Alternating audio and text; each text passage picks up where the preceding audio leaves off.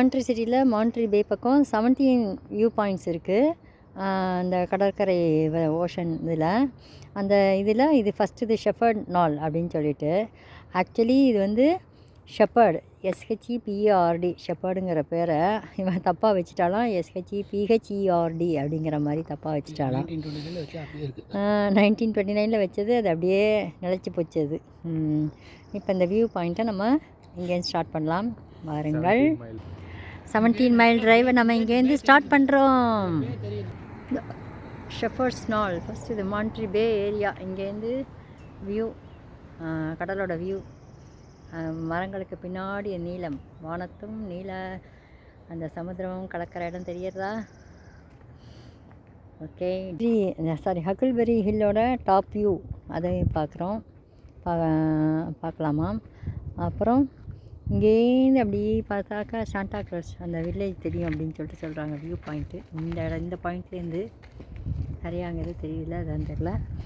அப்புறம் great writers Robert Louis Stevenson and John Steinbeck treasure island book எழுதினவங்க இங்கே வந்திருக்காங்கன்னு சொல்லிட்டு சொல்கிறாங்க. அதுதான் ஹலோ ஹக்கிள்பெரி ட்ரீ.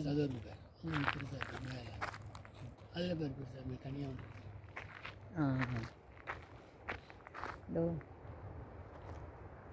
இதுதான் ஹக்கிள்பெரி.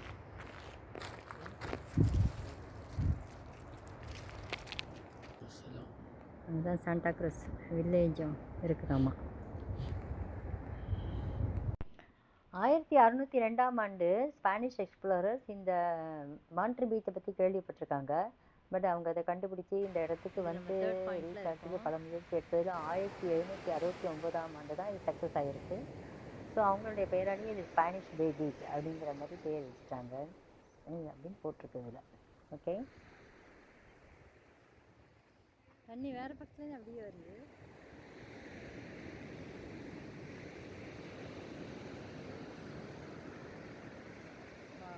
ரொம்ப அழகாக இருக்குல்ல இந்த பறவை.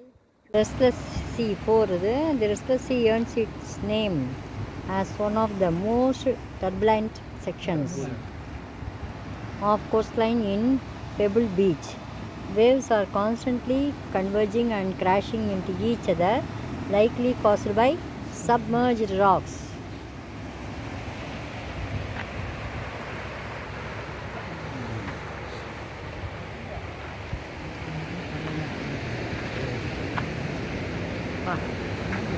இங்கே அங்கே தோட்டத்தில் பார்த்ததுக்கும் இங்கே கொஞ்சம் கலர் டார்க்காக இருக்கிற மாதிரி இருக்குது. இதில் சீயோட கலர். மான்ட்ரி கரையை அடைஞ்சிட்டோன்னு நினச்சிட்டு நிறையா போட்டு கப்பல்லாம் வந்து இங்கே பாறையில் மோதி தர தட்டி கொஞ்சம் டேமேஜெலாம் ஆயிருக்குன்னு சொல்லிட்டு சொல்கிறாங்க. இந்த இடம், இந்த பிளேஸ் 1896 ஒன்று, 1906 ஒன்று அந்த மாதிரி ஆயிருக்கு. இப்படி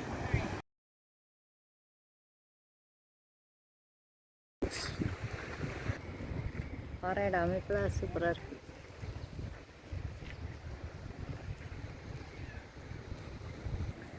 ஜோங்கிற ஒருத்தர் இந்த மாதிரி மெமெண்டோஸ் மாதிரி சிப்பிகள் இதெல்லாம் வச்சு விற்றுட்டு இருந்தாராம். அவர் பேரால் இந்த பாயிண்ட் ஜோன் வந்து தான்.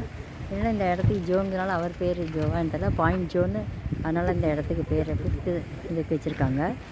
சதர்ன் கலிஃபோர்னியாவில் இந்த மாதிரி கிரானைட் ராக், இந்த கோஸ்ட் லைனில் அது கிரானைட் ராக்காக அப்படி கிடைக்கிறது இந்த இடத்துல. அதில் பார்த்தா கிறிஸ்டல்ஸ் இருக்குன்னு, அதில் கிறிஸ்டல்ஸ் கூட இருக்கிற லைட்டாக தெரியுதுல்ல. ஆக்சுவலி இந்த பிளான்ட் ரொம்ப அழகாக இருக்குல்ல. இதோட ஆரிஜின் வந்து ஆஃப்ரிக்காவாம்மா. ஆக்சுவலி ஆஃப்ரிக்காலேருந்து மெனக்கெட்டு இவங்க நடலை. அங்கே இந்த கப்பலோடு ஒட்டின்னு வந்து அப்படியே வந்து இங்கே தானாக விழுந்து முளைச்சது இந்த பிளான்ட்டு. ரொம்ப அழகாக இருக்குல்ல. 6th China rock. அந்த நாள் சைனீஸ் வில்லேஜாக இருந்ததுனால இதுக்கு வந்து சைனா ராக் அப்படின்னு வச்சுட்டாங்க இந்த இடத்துக்கு பேர். இது 7th பாயிண்ட்டு. இது வந்து பேர்ட் பாயிண்ட்டுன்னு சொல்கிறாங்க. அது 1930 வரைக்கும் இந்த பறவைகளோட எச்சம் ஒரு 5-6 ஃபீட்டுக்கு வரைக்கும் அப்படியே குவியலாக இருந்ததாம்மா. அதுக்கப்புறம் அதை வந்து எடுத்து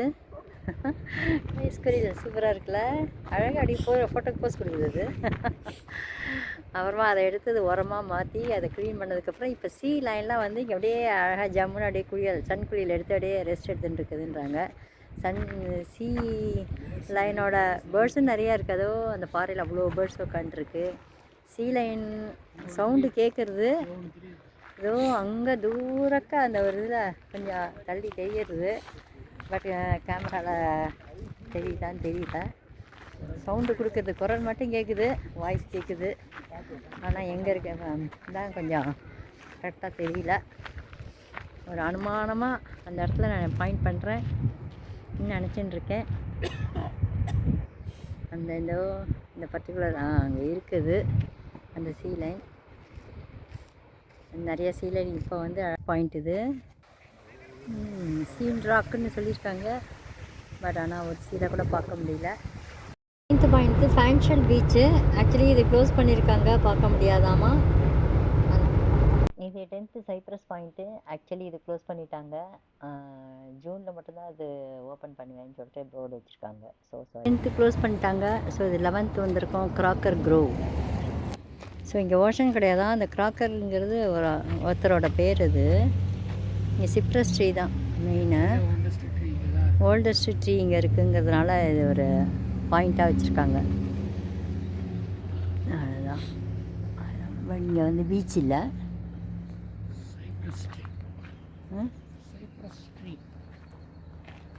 சைப்ரஸ் ட்ரீ ஃபாரஸ்ட் 300 வருஷத்து பழமையான தெரியாமல் இங்கே இருக்கிறது. அடுத்த 12 ஒரு ட்ரீ தான். அது வந்து தனியாக ஒரு மரம் பொந்து மரம் பொந்து. 12th பாயிண்ட் வந்து இந்த லோன் சைப்ரஸ். இது தனியாக இருக்குதாம்மா. இந்த சைப்ரஸ் ட்ரீ ரொம்ப வருஷமாக 250 வருஷமாக தனியாக இருக்குது. இது அப்படியே இருக்குதுன்னு சொல்லிட்டு இந்த 17 மைல் அந்த 17 டிரைவ் பாயிண்ட்டுக்கும் இதுதான் ஒரு நினைவச்சு நடு பாயிண்ட்டாக இருக்குது. இங்கே உள்ள ரிசார்ட்டுக்கெல்லாம் இதுதான் லோகோவாம். இந்த லோன் தனியாக உள்ள இந்த சைப்ரஸ் ட்ரீ தான் இதுவாமா. இந்த சைப்ரஸ் ட்ரீ தனியாக உள்ள சைப்ரஸ் ட்ரீ தான் பார்க்க போயின்னு இருக்கோம். அதுக்கு உண்டான படிக்கட்டு இறங்குறது. அப்படியே இறங்கி வந்து எஸ்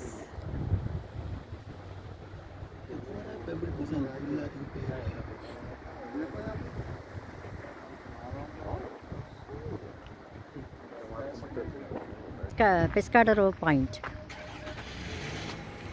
இது 13th பாயிண்ட். நல்லா சூப்பராக நடக்கிற மாதிரி இருக்குல்ல. அது கோஸ்ட் ஆட்டமாக இந்த ட்ரீ அப்படி ரொம்ப வருஷமாக அப்படியே சன்னில் பட்டு பட்டு அந்த சைப்ரஸ் ட்ரீ அப்படி ஆயிருக்கு இல்லையா. பார்க்க அப்படியே வெளுத்து போயிருக்குல்ல, வெளியே போய் இருக்கிறதுனால கோஸ்டெல்லாம் அப்படி விளவிலேன்னு அப்படி தான் பயமட்டுற மாதிரி இருக்கும். அது மாதிரி இருக்குது பார்வைக்கும். அதனால் கோஸ்ட் ட்ரீன்னு பேர் வச்சுட்டாங்க போல இருக்குது. அதுதான் இங்கே உள்ளது.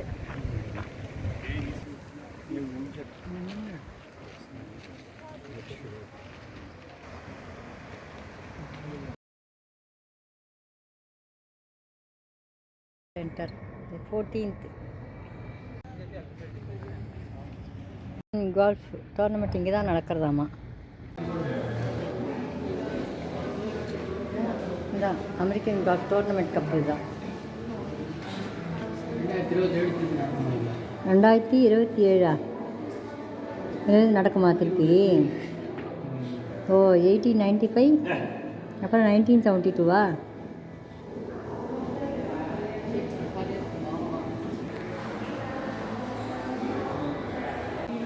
US Women Open Trophy. Pebble Beach. அதான் ஜூம் பண்ணியாடு. Pebble Beach இது 15th பாயிண்ட்டு. இது வந்து கோல்ஃப் லிங்க் போல இருக்குது. இங்கே கோல்ஃப் தான் உள்ள அலோவ் பண்ண மாட்டாங்கன்னு நினைக்கிறேன். சும்மா கொஞ்சம் போய் உள்ள போய்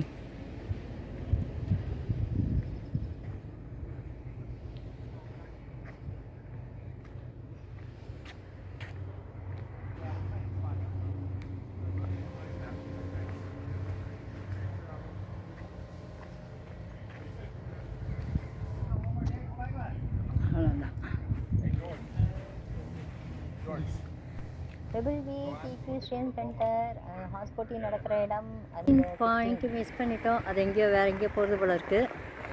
ஸோ அது தனி வேறு பாதைன்னு நினைக்கிறேன். அது போகிறது கஷ்டம். இது ஹார்ஸ் பாயிண்ட்னு சொன்னேன் இல்லையா, அது. இது வந்து 17th பாயிண்ட் ஃபோர்ட் மெடோ. இதுதான் 17th பாயிண்ட். புல்வெளி தண்ணில் அப்படின்னு பல மாதிரி இருக்குல்ல. Ford meadow. Robert F Ford 1907-1979 knew he was home when he passed by this meadow. A generous donor to the work of the Del Monte Forest Conservancy, this meadow was dedicated to his memory on August 26, 1981. அப்பாடா, ஒரு வழியாக 17 பாயிண்ட்ஸையும் முடிச்சிட்டோம்ப்பா. கண்டு மகிழ்ந்ததற்கு நன்றி. வணக்கம், வந்தனம், சுஷ்வாகதம்.